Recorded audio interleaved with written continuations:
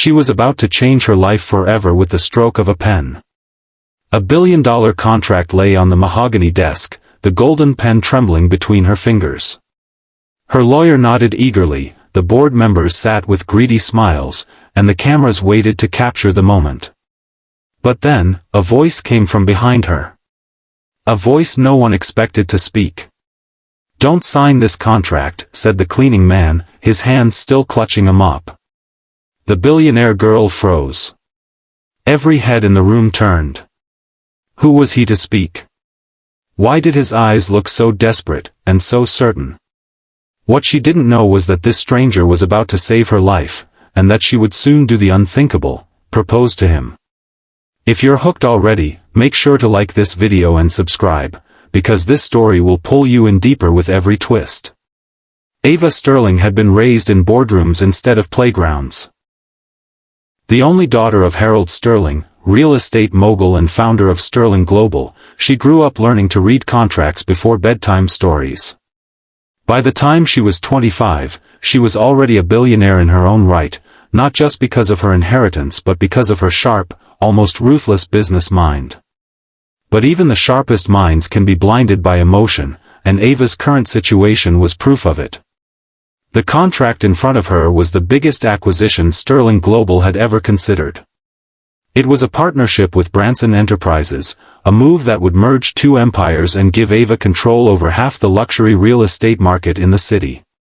On paper, it was perfect. In reality, something in her gut twisted. It wasn't doubt, exactly, more like a quiet unease, a shadow creeping at the edge of her certainty. Her father wasn't here to advise her. He had passed away 2 years earlier, leaving her to navigate the empire alone. The board wanted this deal desperately, and her legal team swore every clause was airtight. But why did it feel as if she was signing away more than she realized? The conference room was like a stage, crystal chandeliers, gleaming marble floors, and a massive mahogany table where the weight of power was decided daily.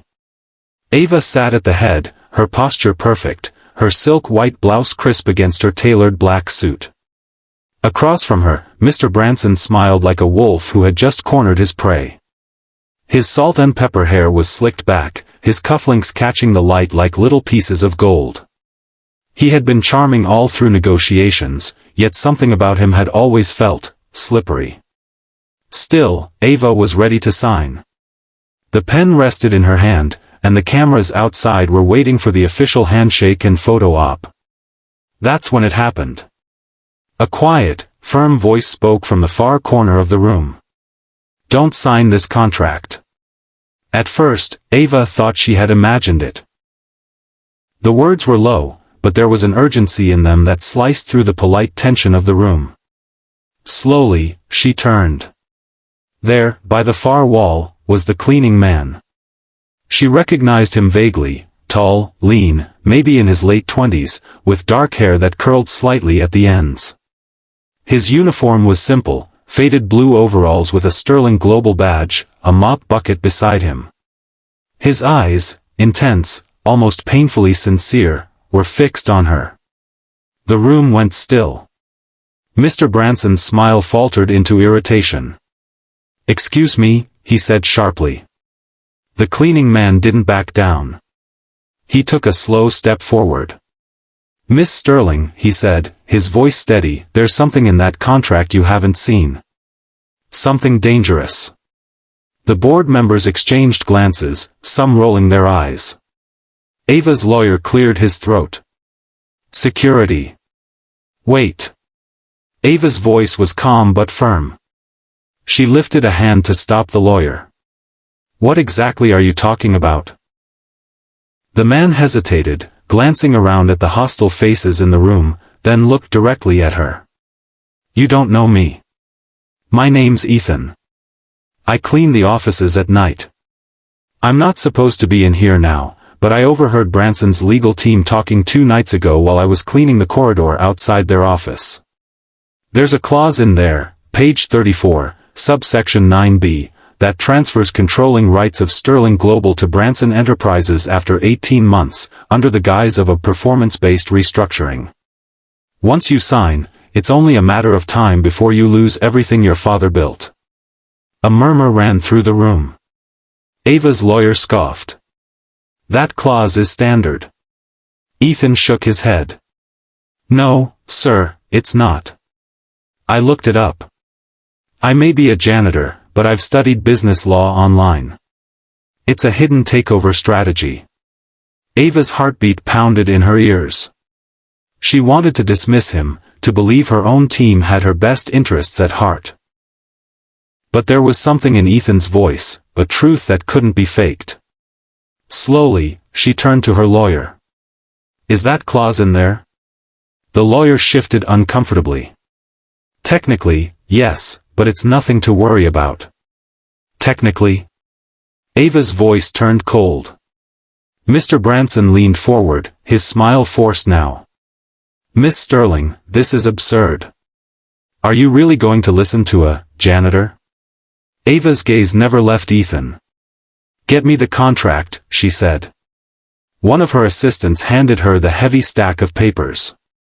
She flipped to page 34. And there it was. Exactly as Ethan had said.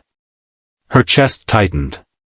Her legal team had glossed over it, and she hadn't questioned them. If she had signed, she would have walked straight into a trap. The air shifted. Branson's mask cracked. "This is nothing," he said, too quickly. Ava stood. "This meeting is over." Her board erupted in protest. Branson's voice rose in anger, but Ava didn't care.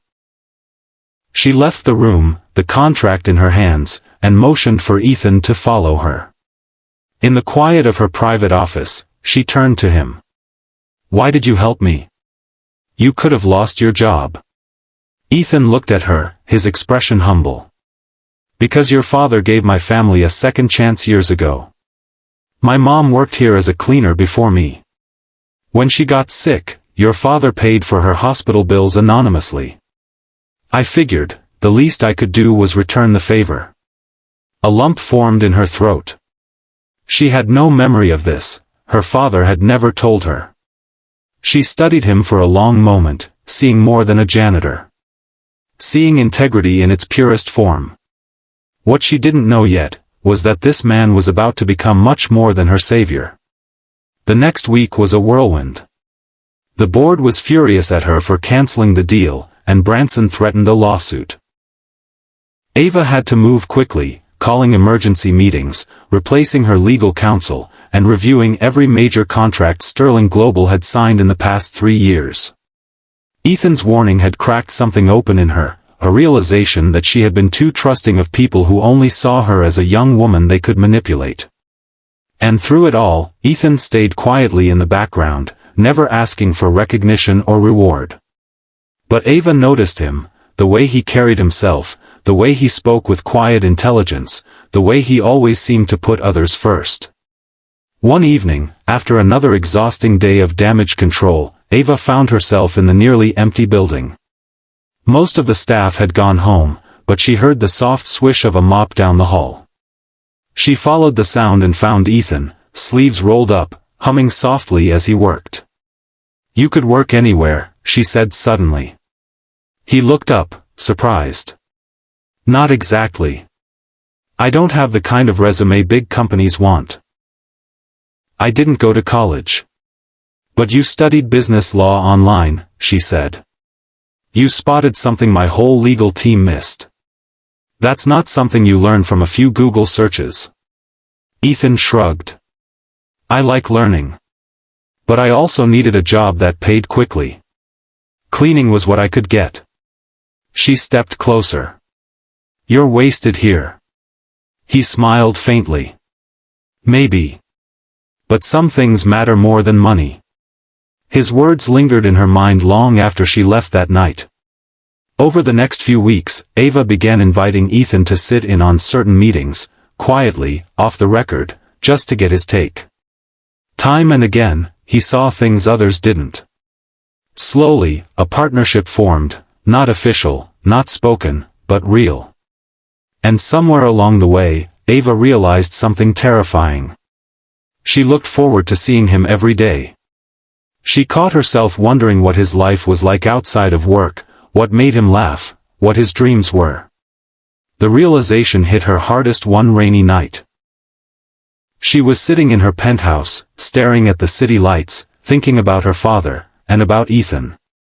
Her father had built his empire with people he trusted. People who shared his values. Maybe, she thought, she had finally found someone like that again. Someone who wasn't afraid to speak the truth, even when it cost him. The next morning, she made a decision.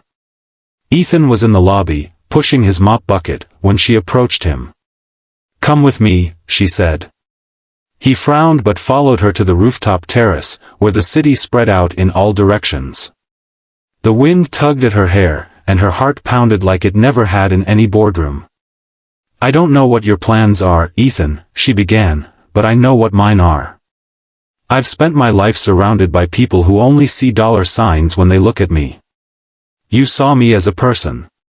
You protected me without asking for anything in return. I can't explain it, but I don't want to imagine my life without you in it." His eyes widened. "Ava." She took a deep breath. "So here's my offer. I'm not asking you to be my employee. I'm asking you to be my partner. My equal. In life." Her voice trembled slightly. "Ethan, will you marry me?" For a long moment, the city's noise was the only sound between them. Then Ethan smiled, that warm, genuine smile she had come to treasure. "You're crazy," he said softly. "But yes. Absolutely yes." In that moment, Ava knew she had signed the only contract that truly mattered, one written in trust, loyalty, and love. If this story touched your heart, don't forget to like this video and subscribe, because more stories like this are coming your way.